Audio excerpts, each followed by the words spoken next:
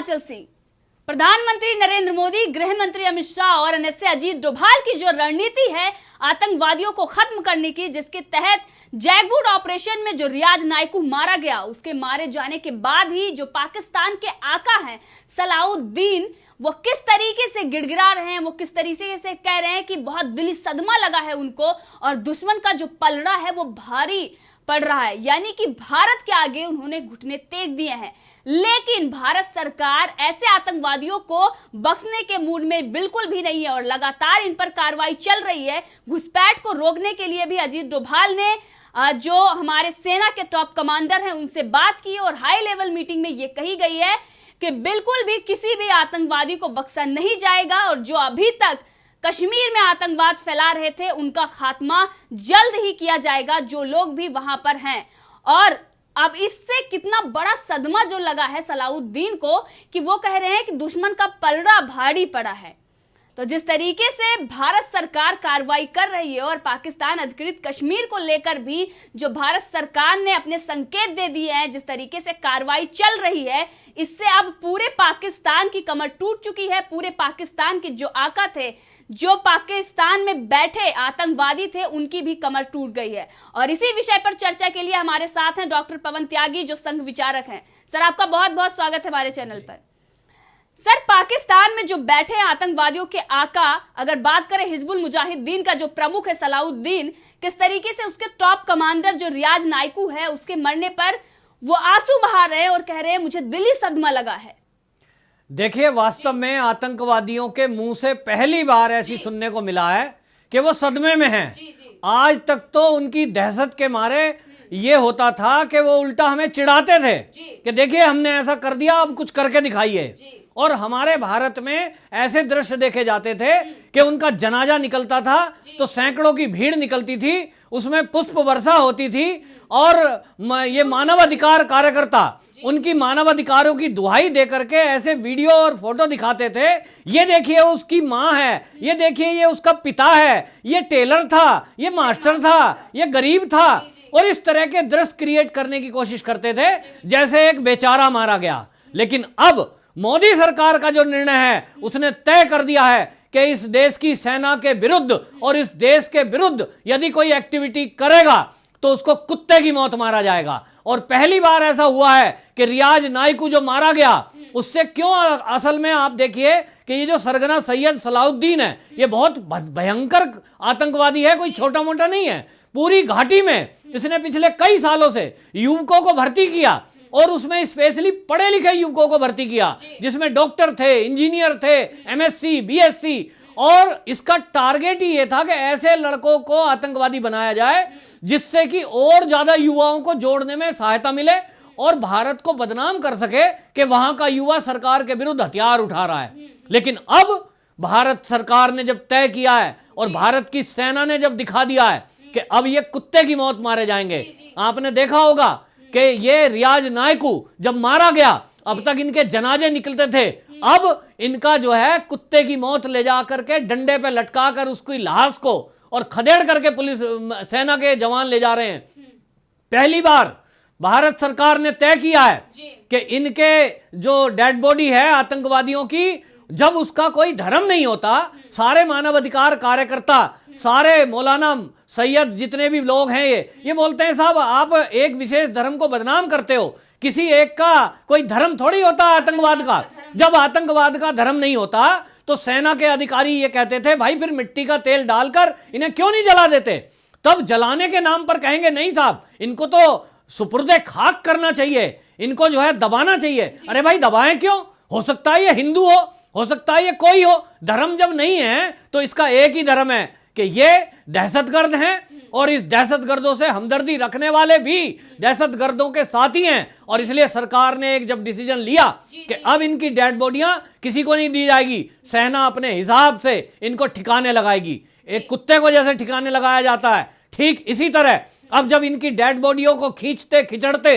इन्होंने वीडियो में देखा, अभी तक इन्होंने क्रूर चेहरा देखा नहीं था, अभी तक दुनिया को इन्होंने अपना क्रूरतम चेहरा दिखाया। आज ये पहली बार भारत का, भारतीय सेना का भयंकर चेहरा ये देख रहे हैं कि इनको पता लग रहा है कि यहां जो शेर थे वो अभी तक बंधे थे कानून में, उनको बांध रखा था शेरों को कानून के शिकंजे ने, राजनीतिक दलों ने अपने फायदे के लिए उनको आगे बढ़ाना और अपने फायदे के लिए जीते हुए क्षेत्र को खाली करवा देना, ये राजनीतिक गलियारों से होता रहा है दिल्ली से, जिससे सेना के लोग काफी आक्रोशित थे। लेकिन आज की डेट में जब से मोदी सरकार आई है, सेना का उत्साह कई गुना बढ़ा हुआ है। सैनिक खुश हैं कि आज हमें खुली आजादी मिली है कि जो हम पे गोली चलाएगा, गोली का जवाब गोली से दिया जाएगा। आतंकवादियों से हमदर्दी रखने वालों को आप देखिए कानून के दायरे से तो सरकार एक्शन ले रही है, एक तरफ कड़े से कड़ा एक्शन लिया जा रहा है, चाहे वो तबलीगी जमात हो, चाहे वो कोई भी हो। अगर आतंक से कहीं भी कोई कनेक्शन मिलता है, आप देखिए कि सरकार का एक्शन हुआ है। ये मौलाना साद पर भी जरा पता लगा कि इन्होंने गड़बड़ी की है, उनके खाते सीज हुए। और एक तरफ ऐसे जो इनके पीछे बुद्धिजीवी वर्ग काम करने वाले हैं, राजनीतिक लोग काम करने वाले हैं, उनकी बोलती बंद है, क्योंकि इस समय सेना और सरकार दोनों ने तय कर दिया है कि इस देश की रक्षा से ज्यादा जरूरी कोई चीज नहीं है, और अगर इसके विरुद्ध में कोई बीच में आएगा तो उसको बख्शा नहीं जाएगा। आज सेना अपने पूरे विराट रूप में है, और इस विराट रूप में अब आतंकवादियों को और उनके आकाओं को जो पाकिस्तान में बैठे हैं उनको लग गया है कि अब तुम्हारी मौत निकट आ गई है, और इसलिए वो अब ऐसा सार्वजनिक रूप से कह रहे हैं कि साहब अब हम मानते हैं कि दुश्मन भारी पड़ गया है। जी बिल्कुल, पहले वीडियो रिलीज होती थी इनकी तो उसमें यह दिखाया जाता था हमने यहां पर हमले कर दिए, हमने ये दहशतगर्दी कर दी, अगर भारत सरकार कुछ कर सकती है तो करती है। लेकिन अब जो ये वीडियो रिलीज हुई है उसमें हम आपको बता दें कि वो क्या कह रहे हैं। उनका कहना है कि मुझे बहुत दिली सदमा हुआ है। और लेकिन दोस्तों, बुजुर्गों की ये शहादत का सिलसिला पहले दिन से ही चला आ रहा है। सिर्फ 1 जनवरी 2020 से अब तक बहुत से मुजाहिदीन अपने शहादत दे चुके हैं, यानी कि इन्होंने स्वीकार किया है कि 1 जनवरी 2020 से किस तरीके से इनके हिजबुल मुजाहिदीन के जो ये आतंकवादी थे वो मारे जा रहे हैं। और ये सभी पढ़े लिखे हैं, ये भी इन्होंने स्वीकार किया है, क्योंकि रियाज नाइकू भी पढ़ा लिखा था और ये कश्मीर में आतंक फैलाने के लिए पढ़े लिखे लोगों का ब्रेन वॉश करते थे, उनको आतंकवाद के खिलाफ, आतंकवाद के लिए प्रेरित करते थे। तो जिस तरीके से इन्होंने ये भी कहा कि हमने जो घाटी है उसमें हमने बहुत सारे हंदवाड़ा, हालिया और राजवाड़ा में कार्रवाई की है, यानी कि जो पहले इन्होंने दहशतगर्दी कर रखी थी उसकी भी बात कर रहे हैं। और साथ में कह रहे हैं कि अब इस वक्त दुश्मन का पलड़ा भारी है, यानी कि भारत सरकार जिस तरीके से कार्रवाई कर रही है, जो हमारी सेना कार्रवाई कर रही है, उससे ये डर चुके हैं और ये स्वीकार करते हैं कि इस वक्त भारत का पलड़ा भारी है और इनकी कमर पूरी तरीके से टूट चुकी है। तो आप देखेंगे कि ये असल में कार्रवाई हुई, ये ऑपरेशन ऑल आउट जब चलाया हमारी सेना ने, और अब हमारे जो इंटेलिजेंस के इनपुट देने वाले हैं और जो हमारे एनएसए हैं, इनों का जो वर्कआउट करने का जो तरीका है, उस तरीके के आगे सबसे पहला काम इस भारत की सरकार ने, मोदी सरकार ने ये किया कि जो कश्मीर की जनता है उनके अंदर विश्वास पैदा करने के लिए धारा 370 हटाई, और उसके बाद जो वहां विकास के काम शुरू हुए, जो लोगों को राहत देने की शुरुआत हुई, वहां लोगों की सैलरियां बढ़ाई गई पुलिस कर्मियों की, और आम जनता के अंदर एक विश्वास बना है आज की डेट में कि ये जो दहशतगर्द हैं ये केवल हमारा इस्तेमाल करते हैं, इससे हमें कोई लाभ होने वाला नहीं है, ये हमें बरगलाते हैं, बंदूक उठाने को कहते हैं, जबकि इनके लोग जो दहशतगर्द हैं, इनके जो बच्चे हैं वो खुद के विदेशों में पढ़ते हैं, तो ये हमें यूज कर रहे हैं। ये पहली बार जम्मू और कश्मीर की जनता को समझ में आ गया है, और इसके कारण अब वहां के लोग भी इनके ठहरने और रुकने की जानकारियां सेना को दे रहे हैं। दूसरी एक बड़ी बात कि हमारे भारत सरकार का जो निर्णय है ये, और सेना का मिलाजुला जो निर्णय हुआ है कि अब जो भी कोई इनको सह देगा, जैसे कि किसी घर में किसी ने टिकाने की कोशिश की, तो भाई सेना इंतजार नहीं करेगी, उस घर को ही उड़ा दिया जाएगा, और जो सरकार का साथ देगा, इस देश के हित में होगा, उसकी रक्षा करने के लिए सेना हर संभव काम करेगी, चाहे वो बाढ़ में हो, चाहे वो कोई कोरोना के टाइम में हो।